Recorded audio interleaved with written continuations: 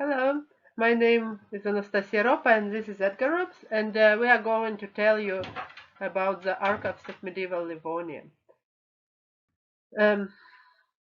Patricia Grimstead wrote that the development of archives in Latvia and the present whereabouts of extant records relating to Latvian history are exceedingly complex matters because Latvia, as presently constituted, didn't exist as a single territorial unit until before 1918.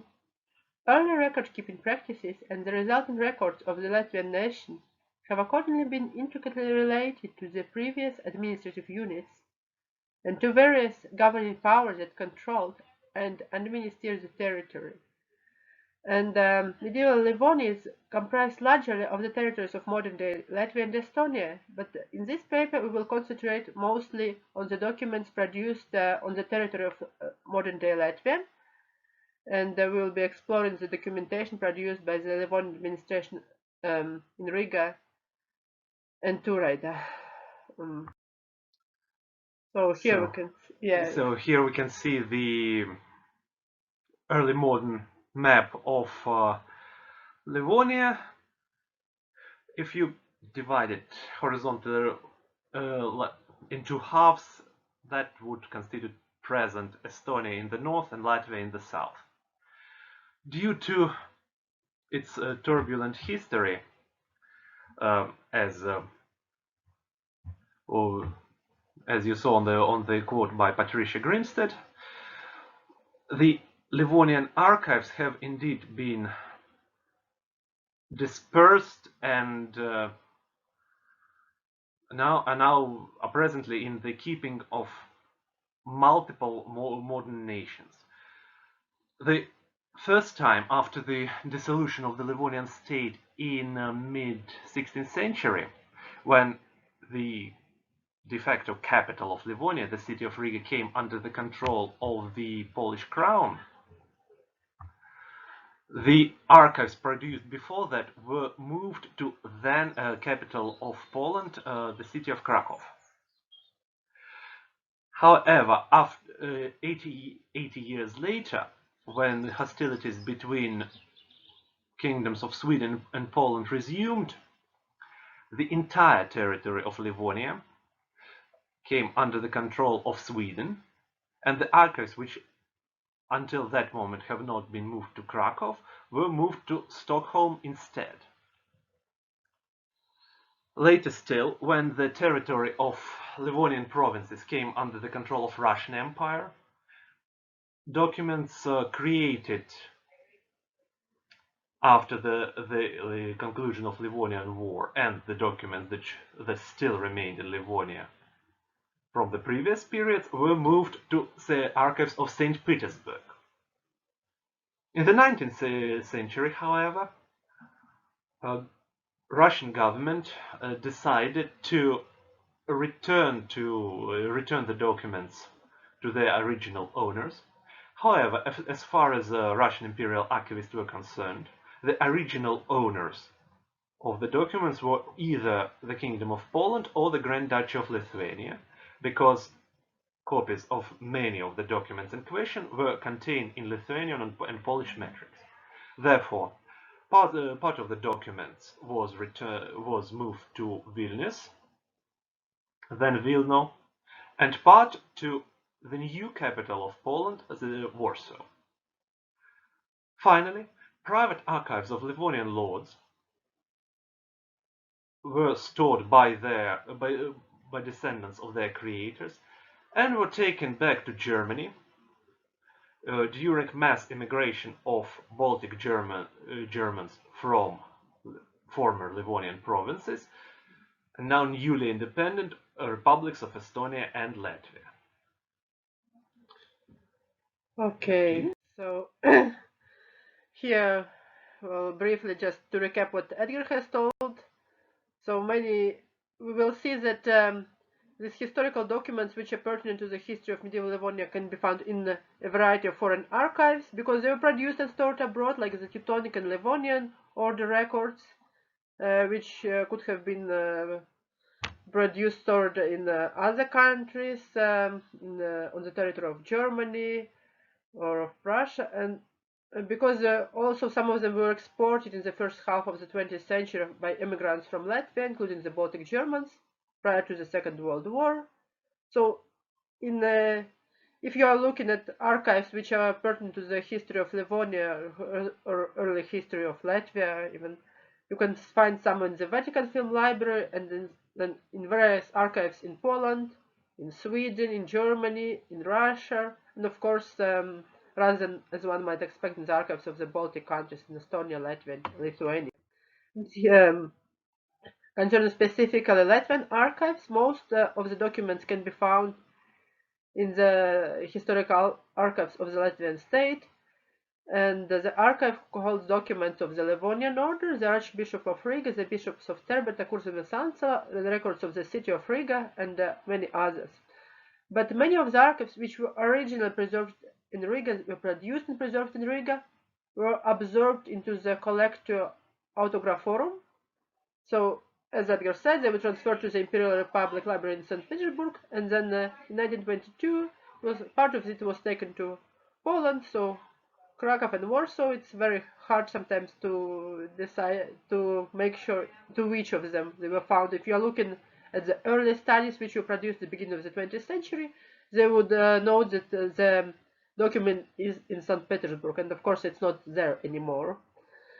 And well, part of the medieval archives were destroyed during the Swedish period, and they could have been deported to Sweden, to Stockholm.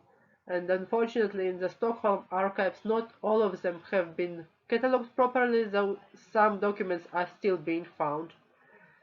Now, concerning the Latvian archives, a number of documents which were significant for the history of Riga were digitized and described to celebrate the 90th anniversary of the archives, and they're kind of available online, but the website has moved since, so the archives are available in the old version of the website, and you should know Latvian because it's available only in Latvian.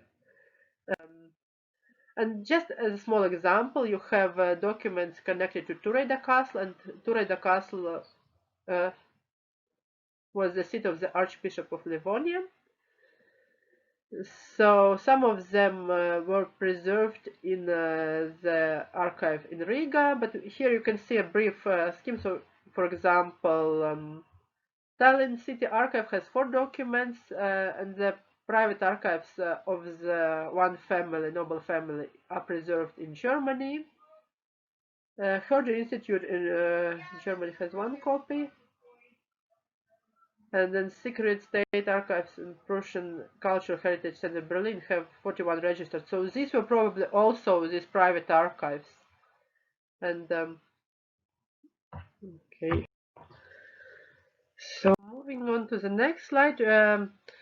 This is just a brief overview of the study of our Latvian archives. So the studies have a very long history from the early 19th century with this very important person, Christoph Brodsem. One of his works is Diplomata Regentia Descriptum, and he transcribed a lot of charters and documents, and actually even today some of his transcriptions are used like the documents which were digitized for the 19th anniversary of the state archives. They would include a digital copy of the document, process transcription, and then modern Latvian translation. And no one has so far kind of questioned how accurate the transcriptions were. So that's something remains to be studied. And then in the first half of the 20th century, with the rise of an interest in national history, we have this series of publications, La source de l'histoire de Lettonie, sources in Latvian history, which were published from the 1937, and they include texts in the original Latin. But these are selections, and they were, of course, selected with the national agenda in mind. Well, the most recent publication is this one. These are sources for the history of the Turaida Castle, 13th, 16th century. And The author does reproduce some of process transcripts. In certain cases, she translates the document itself, and she just provides a concise commentary, a select bibliography for certain, but not for all documents. And this edition is just important because it shows how documents from Turaida Castle could be found, or documents which were produced in Turaida Castle related to the history of the castle. They can be found all over Europe. Today, they can be found anywhere from Vatican to Stockholm, Krakow, Moscow, Warsaw, and so on. And there have been a few separate studies by Latvian scholars. One of the most interesting and ones were conducted by Andres Levans, Cum Literarum Testimonial, Practice of Document Production in the Bishopric of Riga during the early 13th century. It was published in Latin, but it has an abstract and long abstract and list of figures in English. Me and Edgar have a few years ago conducted studies about illuminated charters from Latvian and Lithuanian archives, looking at the European context, and it was published in 2019. And so today we are talking about our experience in sourcing these documents and kind of working on them. And we want to focus in particular on one charter produced by Nicholas, Bishop of Riga. And this charter was originally produced in the Riga Cathedral chapter, and it was preserved subsequently in the Imperial Public Library of St. Petersburg until 1922. It's presently in Warsaw, main archive of ancient acts.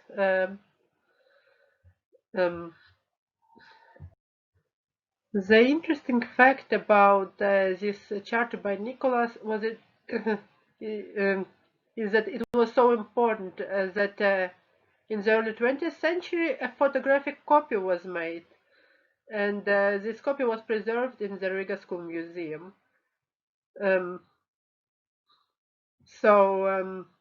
It's a very beautiful, very richly executed charter. We will show it. And so when we originally were collecting documents for our study, we thought that it would be relatively easy to source, because already at this early point it was so important for researchers. However, it proved to be wrong.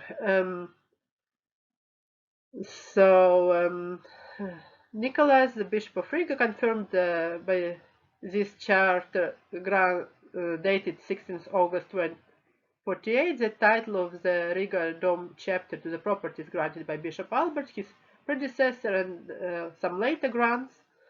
And he also granted the lordship in the areas of Turaida, Lielvard, and Reminen. So it's a number of grants. And there exists a transcript of this charter, and it adds one province, Usmesede, which is not mentioned in the original document. So there has been some question why this transcript was made and why it's imprecise. So let's take a look at the document itself, and the document itself also raises some questions. Indeed, despite its historical and symbolic importance to Latvian history, some researchers have raised questions as to authenticity of either the charter itself or its transept, or perhaps even both.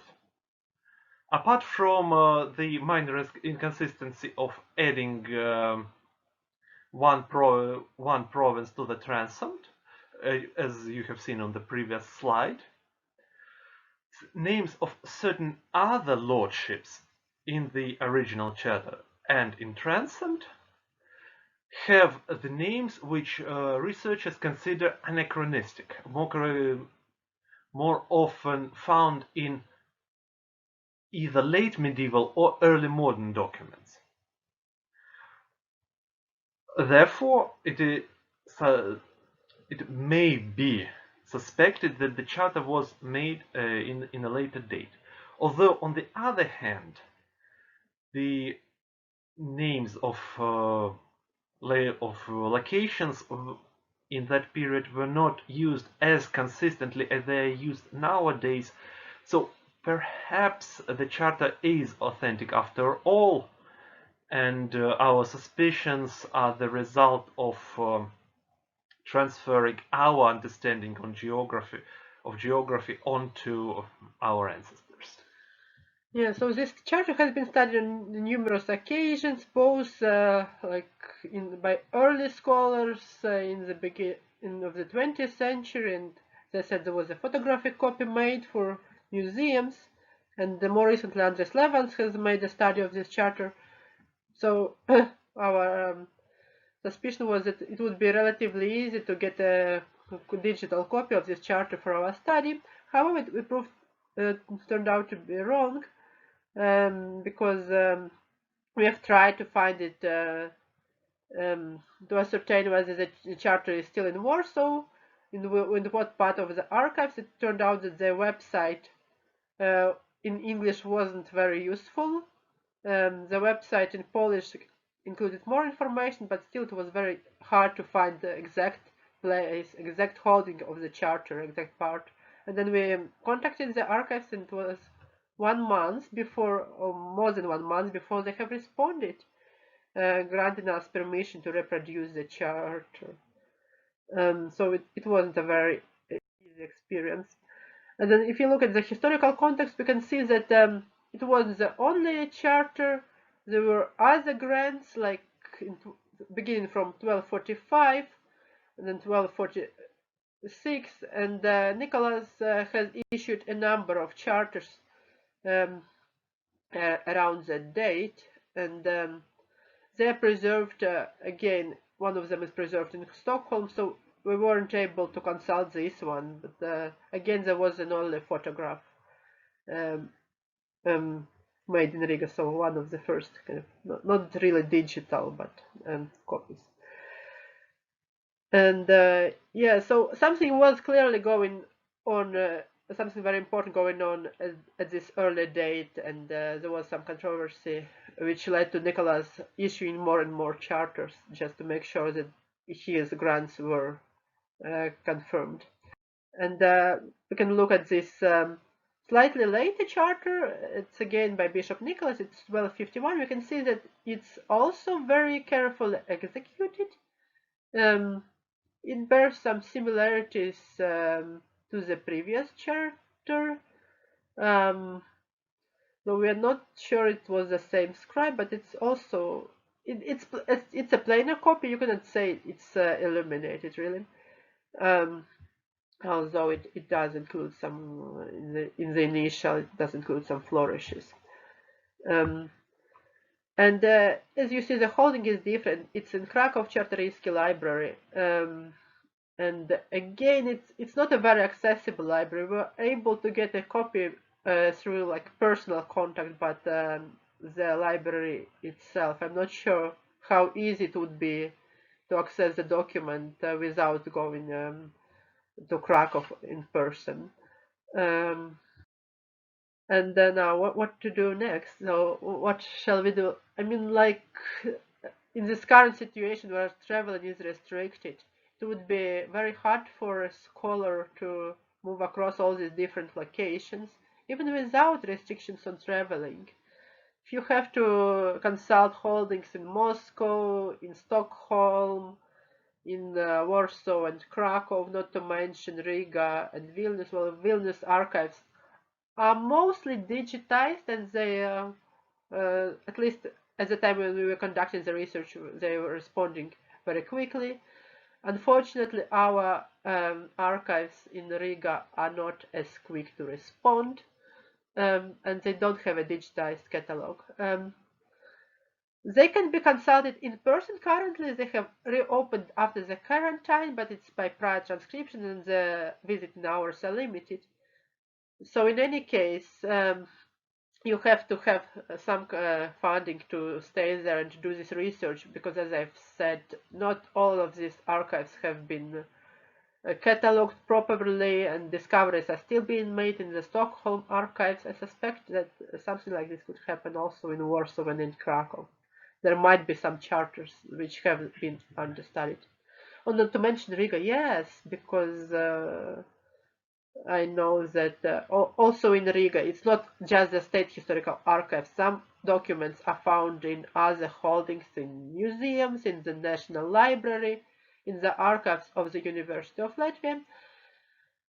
So what we could propose, instead of this master shelves, which you can see, it's from the Riga archive, we could make a digital archive for medieval Livonia, and I have discussed this project before.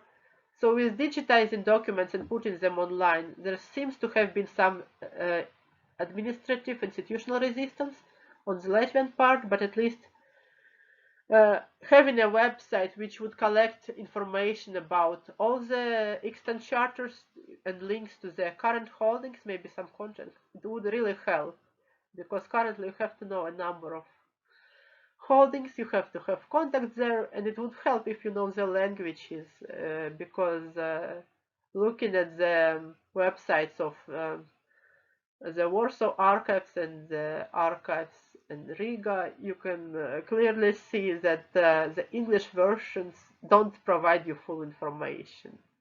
So it's not really helpful. And of course, if you're doing research, you need to at least know the languages in which the documents were written. So it would be Latin, it would be Low German or High German. Sometimes it would be also Russian, depends on which period, which kind of history you are doing, which subject you concentrate. So thank you very much for your attention, and we would welcome questions, comments on this. Thank you. Thank you.